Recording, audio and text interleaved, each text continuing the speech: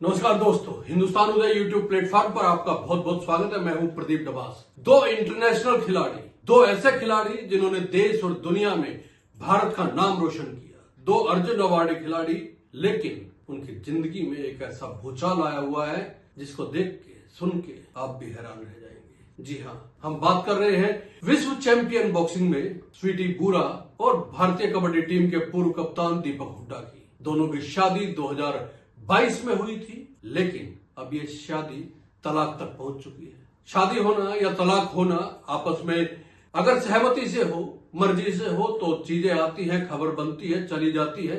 लेकिन अगर तलाक की वजह दो इस स्तर के खिलाड़ियों की जिन्होंने देश और दुनिया में नाम रोशन किया है भारत का, अगर उनको लेके इस तरह की खबरें आती हैं कि मारपीट की गई है, दहेज मांगा गया है, तो फिर हैरान करने वाली बात। स्वीटी बुरा ने साफ साफ आरोप लगाया है और उन्होंने हिसार में एक एफआईआर दर्ज करवाई है दीपक हुड्डा के खिलाफ। स्वीटी बुरा का कहना है कि दीपक हुड्डा न केवल उनके साथ मारपीट करते थे, बल्कि शादी के अगले दिन से ही उनके यहां से दहेज की मांग शुरू हो गई थी और दहेज की मांग को लेकर उनकी प्रताड़ना भी की गई। स्वीटी बुरा ने अपने एफआईआर में लिखवाया है कि दीपक हुड्डा के घर वालों ने शादी के अगले दिन से ही ताना मारना शुरू कर दिया था। स्वीटी बुरा का कहना है कि उनके घर वालों की ओर से दीपक हुड्डा को शादी में दहेज में एक गाड़ी दी गई थी जो क्रेटा गाड़ी थी, लेकिन इनके पास से फॉर्च्यूनर की मांग उठी। फॉर्च्यूनर गाड़ी चाहिए थी दीपक हुड्डा को, एक इंटरनेशनल खिलाड़ी को जिसको देश ने सिर आंखों पे बिठाया, जिसने देश के हर उस नागरिक के दिलों में जगह बनाई जो कबड्डी से प्यार करता। लेकिन ये दीपक हुड्डा क्या दहेज का लोभी निकला? ये दीपक हुड्डा क्या दहेज के लिए मारपीट कर सकता है? स्वीटी बुरा की माने तो बिल्कुल कर सकता है और उसके साथ मारपीट हुई है।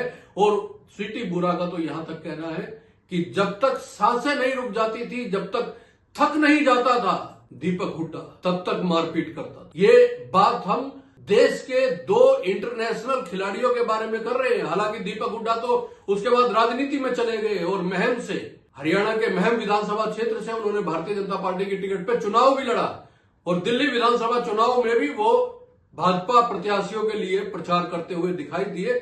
लेकिन सवाल ये है, क्या दीपक हुड्डा एक राजनीतिक फिगर होने के, एक पॉलिटिकल फिगर होने के बावजूद इस तरह की हरकतें कर सकते? स्वीटी बुरा की माने तो बिल्कुल की गई है। शादी के अगले दिन से ही उनके साथ मारपीट शुरू हुई है।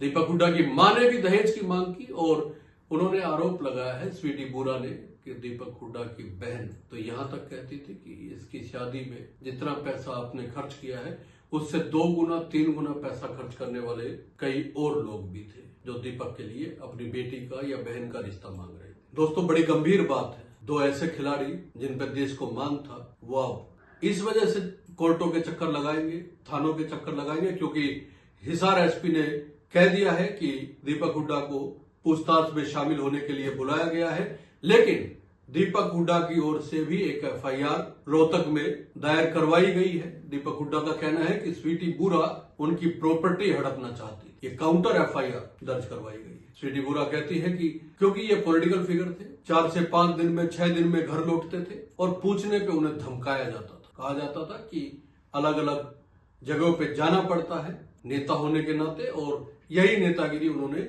घर पे दिखाने की शुरू कर दी थी। अब हम आपको ये बता देते हैं कि स्वीटी बुरा और दीपक हुड्डा आखिर मिले कब। विश्व चैंपियन बॉक्सिंग में स्वीटी बुरा दहेज प्रताड़ना की शिकार, मारपीट की शिकार अपने पति द्वारा, वो भी खिलाड़ी पति द्वारा। अब स्वीटी बुरा ने 50 लाख रुपए हर्जाना और 1.5 लाख रुपए महीना खर्च के तौर पे मांगा है। आगे क्या होता है देखना होगा। लेकिन बड़ा सवाल ये है कि मुलाकात इनकी प्रेम विवाह हुआ था, ऐसा नहीं है कि इनको अरेंज मैरिज में बांध दिया गया था। 2015 में एक मैराथन के दौरान दोनों खिलाड़ी आपस में मिले थे, उसके बाद दोनों साथ रहे और 2022 में दोनों की शादी हुई। इसका मतलब शादी रजामंदी से हुई है और रजामंदी से शादी होने के बावजूद अगर मामला दहेज तक पहुंचा है तो फिर इसकी जांच होनी चाहिए। आपका क्या सोचना है स्वीटी बुरा के आरोपों पे, और जो दीपक हुड्डा ने आरोप लगाए हैं कि स्वीटी बुरा उनकी जायदाद हड़पना चाहती थी? आपका क्या मानना है? कमेंट करके जरूर बताइएगा। बहुत बहुत धन्यवाद। नमस्कार।